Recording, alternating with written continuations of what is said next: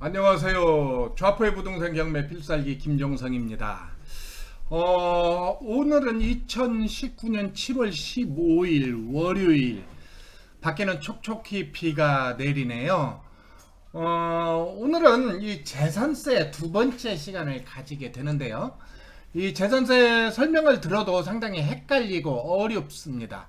그럼에도 불구하고 그냥 이걸 다 외운다 아니면 다 이해를 한다 그렇게 생각하지 마시고 그냥 지나가는 식으로 흐름을 좀 파악하는 것이 더 중요할 것 같습니다. 외우니 이게 쉽지는 않거든요. 그래서 한번 검토해 보겠습니다. 일단은 지난 시간에 했었던 것을 한번 다시 반복해 볼까요? 첫 번째로 재산세는 20만원 이상일 때 주택분에 한해서는 7월 달에 한 번 내고요. 그 다음에 9월 달에 한 번 더 냅니다. 20만원 이하일 때는 7월 달에 한 번에 다 내죠. 그 다음에 건물을 가지고 있다면 건물은 7월 달에 내고요. 토지를 가지고 있다면 토지는 9월 달에 냅니다. 집에 딸린 토지는 어떻게 될까요? 그것은 부속토지라고 해서 그것은 주택 부분 재산세를 낼 때 내게 됩니다. 재산세는 일반적으로 시, 군, 구청에서 고지를 하죠. 그래서 고지서를 보고 납부를 하면 됩니다. 다시 말해서 재산세는 지방세이기 때문에 그렇습니다. 부동산은 하나하나에 따라서 재산세가 부과가 되기 때문에 본인이 재산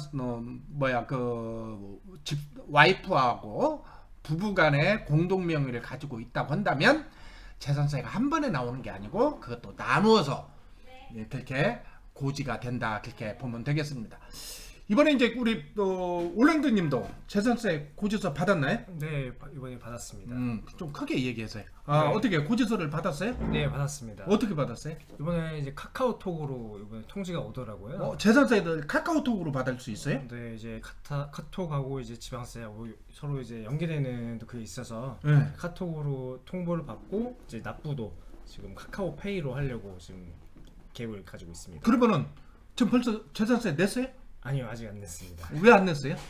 저번에 좀 기다려보라고 하셔가지고 아직은 뭐 좀 기간이 있어가지고 네. 어떻게 될지 몰라서 예. 좀 막바지에 내려고 지금 기다리고 있습니다. 그래요. 7월 31일까지 내면 되는데 만약 넘어서 내면 가산금이 붙기 때문에 절대로 기간을 오버해서 내면 안 돼요. 네. 그런데 그 무슨 어플이 있나요? 아니, 어플이 따로 있는 건 아니고 네. 예전에 이제 카카오톡에서 지방세 납부를 뭐 동의하겠냐 뭐 그런 게 내려왔던 것 같아요. 공지사항으로? 예, 공지사항으로 내려왔는데 그때 이제 동의하기를 해가지고 이번에 처음으로 그 고지서를 지금 받아봤습니다. 뭐요? 올랑드님 맥스아시아님은 고지서 받아봤어요? 네, 저도 따로 고지서가 날라오긴 했는데 저도 지금 핸드폰 확인해 보니까 네. 카카오톡으로도 이제 그렇게 또 고지서가 또 전자 고지서가 또 왔더라고요. 그래서 요즘에 카톡으로 많은 걸 할 수 있는 것 같아요. 그러면 아까 카카오페이로 재산세를 납부하면 뭔 이점이 있나요? 아무래도 이제 기존 이제 고지서 이제 종이로 된 지류 고지서보다는 요즘에 이제 카카오톡을 다 사용 안 하는 사람이 없다 보니까 이제 그런 걸 놓치지 않게끔 아니 경제적으로 도움이 될까요? 뭐 개개인에게 경제적으로 도움이 될 건 크게 없을 것 같은데. 지난번 1번 재산세 방송했는데 그거 안 들으셨죠? 안 들은 것 같은데. 왜 그런 거니? 제가 특정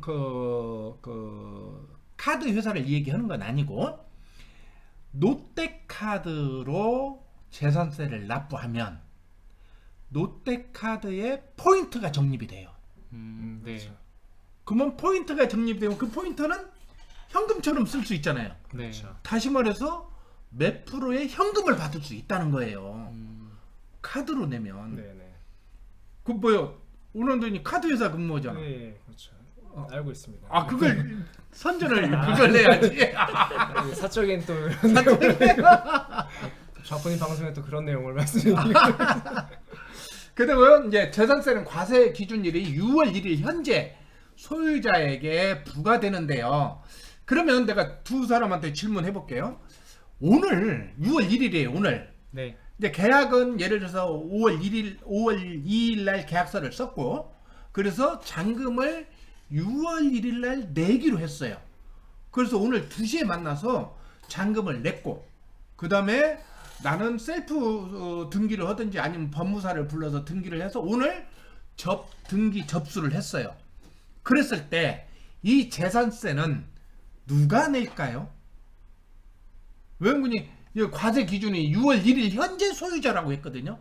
그러면 6월 1일 오늘 현재 오전은 소유자가 내가 되잖아요. 오후에는 상대방은 소유자가 될 수 있잖아요. 네. 그러면 이 세금은 누가 낼까요? 저 헷갈릴 수 있는 그런 질문인데 네. 제 생각에는 이제 새로 이제 매수를 한 소유자가 되지 않을까 싶습니다. 맥스 하십니다. 저도 매수자가 될 것 같습니다. 아주 정확한 답변이에요. 이렇게 됐을 때 새로 집을 산 사람의 새 주인이 세금을 낸다. 그러기 위해서는 어떻게 해야 돼요? 서로 잔금날을 조정을 해서 6월 2일 날 하면 좋겠죠? 네. 그게 한 가지 팁입니다. 납세할 세액은요, 과세 표준에 곱하기 세율을 정해서 세액이 결정이 되는데, 이제 전문 용어가 나와요. 전문 용어가 나오니까 좀 복잡하고 읽기도 힘들고 그렇습니다. 그래서 그냥 흐름만 알았으면 좋겠습니다. 그 다음에 이제 세부담 상한제라는 게 있어요. 그게 뭔 말이냐면 재산세는 일시의 세액에 급등하지 않도록 작년도 세액의 50%를 초과하지 못하도록 세부담 상한제를 시행하고 있는데요. 이 상한제는 특히 주택분에 한해서는 3개의 단계, 3단계를 적용하고 있습니다. 이제 금년 공시가격이 많이 올랐다고 막 계속 금년 4월달 계속 이 얘기가 나왔잖아요. 공시가격이 많이 올랐다 하더라도 이 상한제를 적용해서 급격한 세금을 올리면 세금 저항이 생기기 때문에 조금 못 올리게 이렇게 하는 경우가 세부담 상한제라고 합니다. 다시 말해서 공시가격이 3억 이하인 주택은 전년도 대비 5%만 상한제를 적용하고요. 또 공시가격 3억에서 6억인 경우에는 10%, 또 6억 초과인 경우에는 전년도 대비 30% 이상을 넘어가지 않도록 하고 있습니다. 어떻게 보면 참 정부에서는 세금을 내는 사람을 위해서 이것을 했다고 그렇게 생각할 수 있지만 뒤집어 보면 안 올리면 되잖아. 공시가격을 그렇잖아요.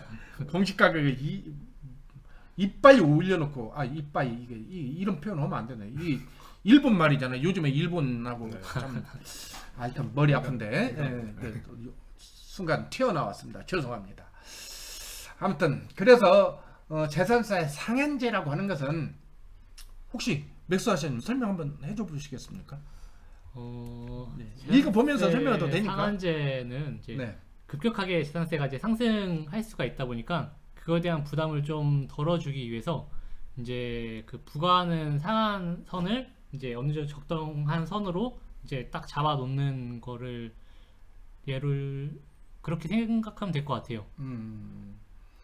그래서 아까 얘기한 것처럼 3억 이하인 경우는 작년 대비 105% 이내로, 그 다음에 3억에서 6억인 경우에는 110% 이내로, 그 다음에 공시가격 6억이 초과한 경우에는 130% 이내에 재산세를 매긴다. 사실 130%는 무지무지 커요. 여기서 6억이면 시가로는 한 7억에서 8억인 아파트가 해당이 될 건데 작년 대비 30% 재산세를 낸다. 이건 상당히 큰 금액일 수 있습니다.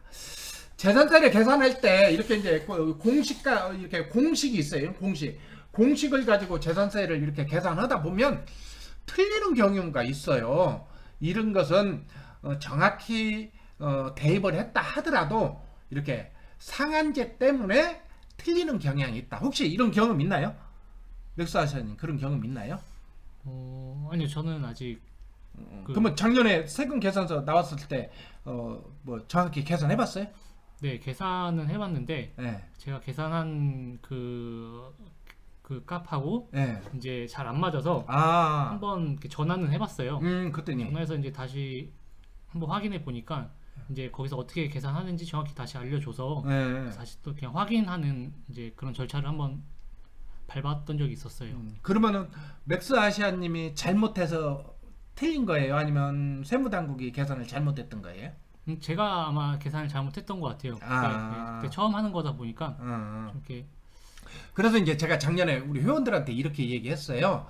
고지서 나오면 일단 납부를 해라. 계산을 잘하는 사람은 계산을 해보고, 계산할 줄 모른다면 계산하려는 게 좀 복잡하거든요. 이렇게 뭐 우리 맥스 아시아님은 그 뭐요 건축 설계는 계산을 잘해야 하잖아. 공학 그 계산기도 쓰고 그러잖아.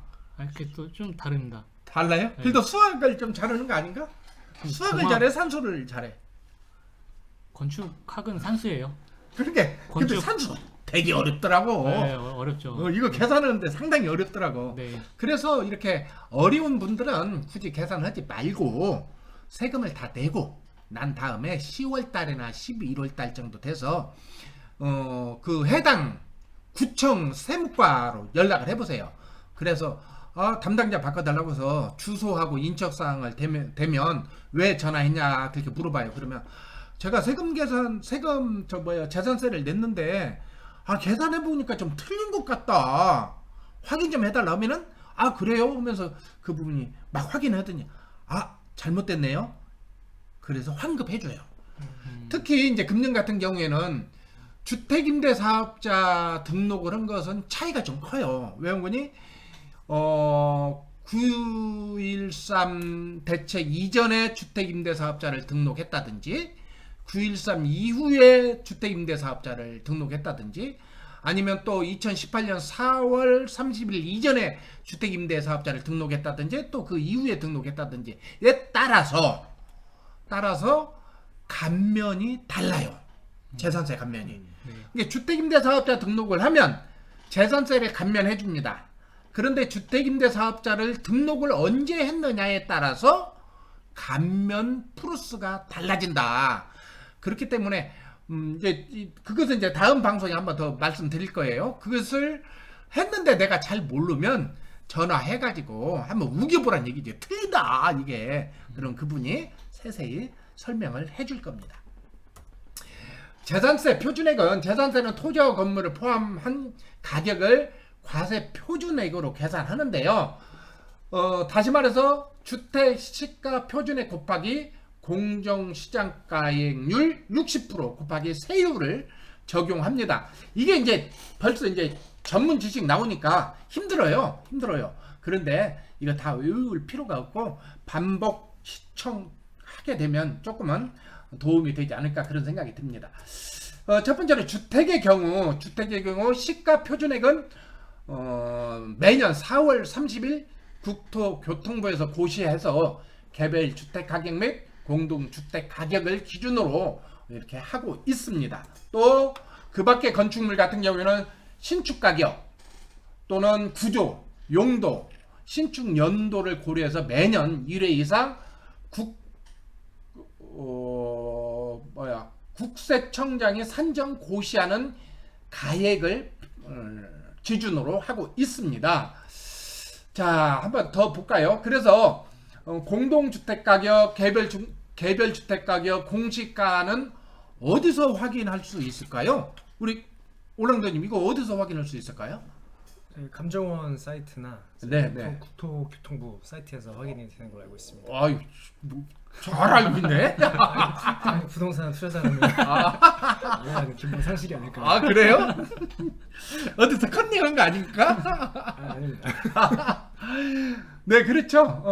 그러니까 손쉽게는 한국감정원의 부동산 공시가격 알람이를 검색해보면 쉽게 알 수 있습니다. 한번 볼까요? 이렇게 보면 국토교통부에 들어가면 한국감정원의 부동산 공시가격 알람이가 있습니다.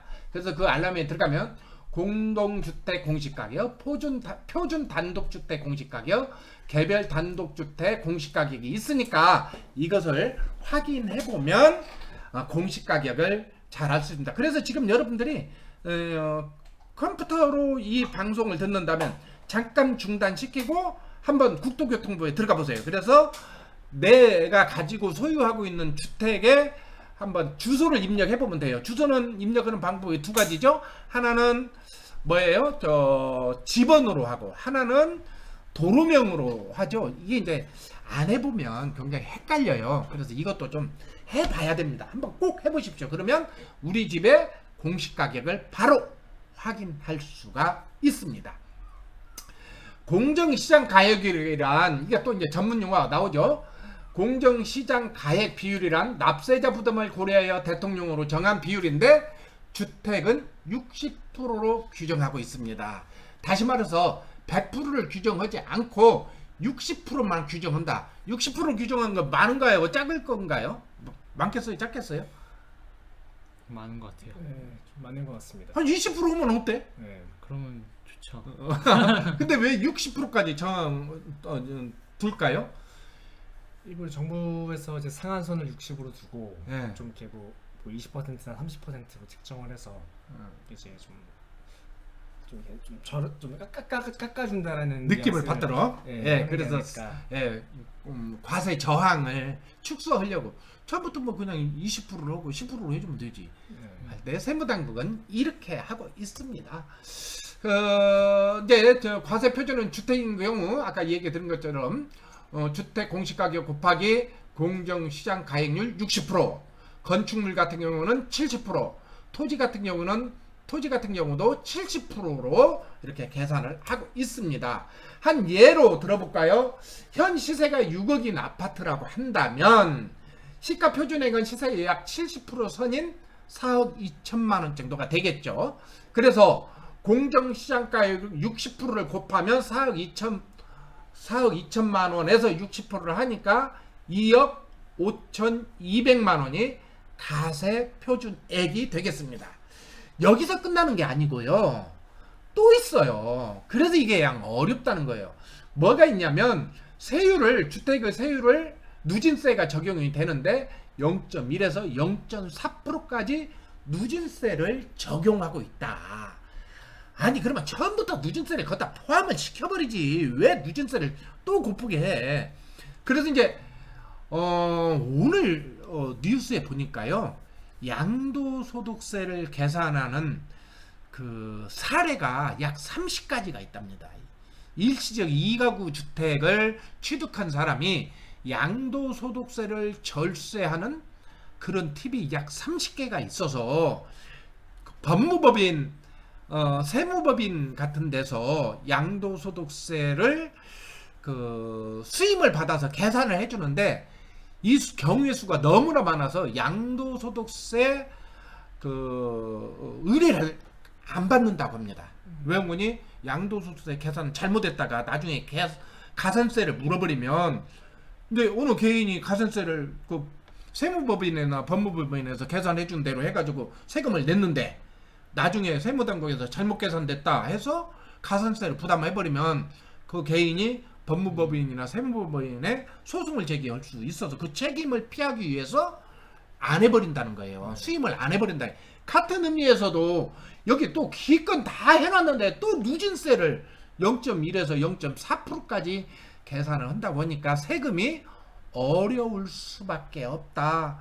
그렇게 생각합니다. 절대 대다수는 그래서 항의도 못하고 세금을 내라는 대로 낼 수밖에 없는 그런 상황이 도래하고 있습니다.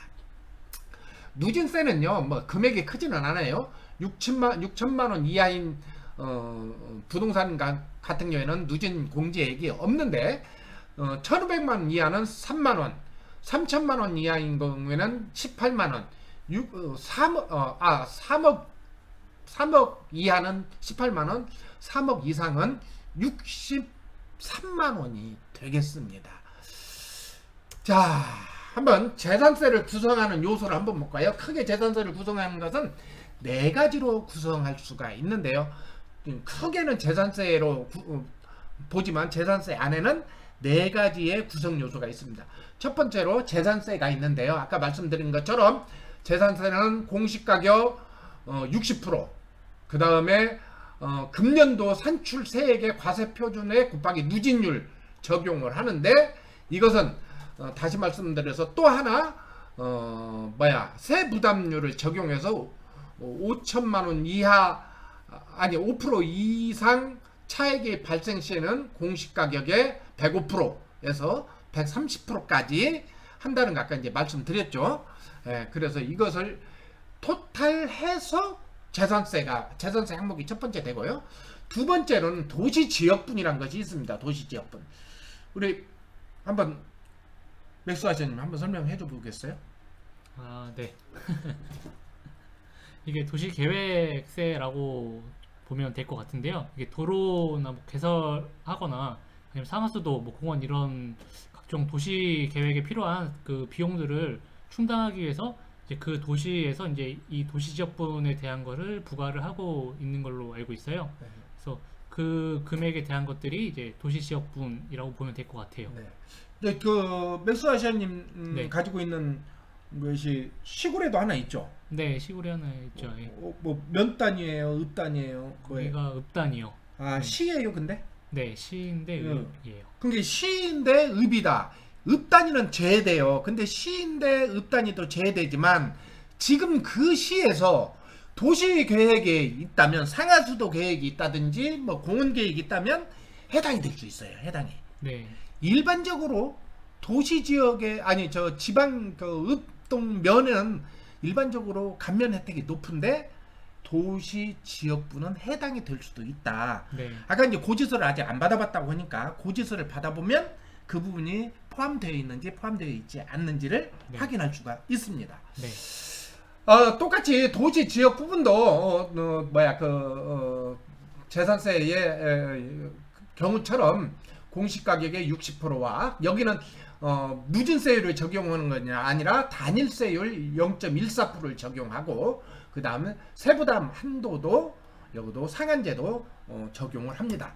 그 다음에 지방교육세가 있죠. 지방교육세는 지역교육 재정에 투입하기 위한 걷는 세금으로서 도시지역분, 아까 얘기한 거 도시지역분을 제외한 나머지 3개의 재산세를 합한 것을 20%를 징수한다. 이렇게 보면 되겠습니다.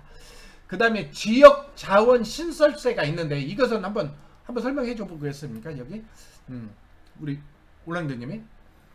네, 지역자원 시설세에서 사용하는 건축물 시가표준액은 소득세법에서 의거해서 상정 고시하는 건축 신축 가격 기준액에 의해서 항목을 적용하는 건데, 산출한 가액으로 계산을 합니다. 네. 그래서 이게 어려워요. 왜 그러니 아까는 또 다른 법에서 적용했는데 이건 이제 소득세법에서 또 적용을 하거든요. 그래서 상당히 어렵습니다. 그래서 이제 여러분들한테 제가 말씀드리고 싶은 것은 재산세를 계산하고 싶은 실력이 된다는 사람들은, 그런 게 뭐 산수를 잘하는 사람, 저는 잘 못해요. 계산하면 틀려요. 그래서 산수를 잘하는 사람들은 한번 계산을 해보세요.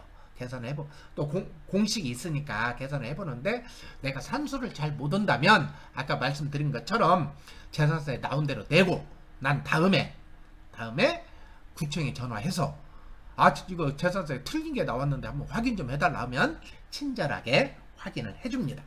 한번 볼까요? 고지서를 한번 볼까요? 이렇게 고지서가 나와요. 고지서가 나오는데 이 고지서를 보면 재산세 항목이 있죠. 그 다음에 도시지역분이 있죠. 그 다음 지역지원 신설세가 있죠.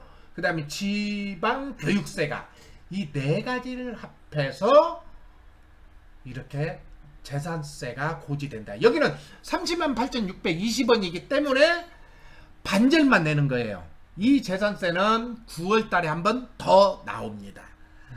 그리고 또 이렇게 고지서 뒷장을 보면 이런 게 나와요. 고지서 뒷장을 보면. 그래서 여러분들 글씨도 작고 또 막 숫자 나오니까 헷갈리는데, 이것만 잘 공부하면 지금 1차 재산세, 2차 재산세, 3차 재산세에 대한 강의가 다 들어가 있어요. 여기에 다 들어가 있으니까 이것만 한번 잘 읽어 보셨으면 좋겠습니다. 그리고 또 하나 이렇게 이제 만약에 잘못 냈다고 한다면 환급도 해주거든요. 아까 여기서 뭐 스마트폰 아까 이제 우리 뭐요 올랑드님이 한 것이 스마트폰으로 한 거네. 네. 또는 이텍스나 민원 24시에서 할 수도 있는데 핸드폰을 잘 못 온다든지 앱을 이런 걸 안 까는 사람이라면 아까 말씀드린 것처럼 해당 구청 세무과 전화하면 바로 알려준다. 그렇게 보면 되겠습니다. 그렇게 해서 이걸 하나하나 잘 체크해 보셨으면 좋겠습니다. 자, 이제 이론은 끝났습니다. 이론을 끝나서 한번 재산세를 한번 계산해 보면 어떨까요? 그러기 위해서는 작년 고지서를 한번 꼭 챙겨 봐야 되는데 혹시 뭐요? 작년 고지서 가지고 있어요? 아니요, 바로 폐기했죠? 하고 예, 바로 네. 버렸죠. 예. 그래서 투자를 하는 사람이라고 한다면 이것을 잘 철해 놓았으면 좋겠어요. 그리고 5년간 보관해 놓으면 좋겠습니다. 그 이유는 세부담 상한선을 확인하기 위해서 작년 고지서를 한번 보자고 하는데 작년 고지서를 봐서 계산할 줄 모르면 뭐 철해봤자 무슨 의미가 있겠어요? 네. 오늘은 여기까지 하고요. 7월 16일 내일이네요. 화요반 저녁 부동산 경매 기초반이 개강을 하고 그 다음에 7월 25일 날 공유지분 특강이 개강이 됩니다. 소액으로 할 수 있는 틈새 시장이니까 여러분들 꼭 한번 도전해 보시기 바랍니다. 그러면 오늘은 여기까지 하겠습니다. 안녕히 계세요. 안녕히 안녕히 계세요.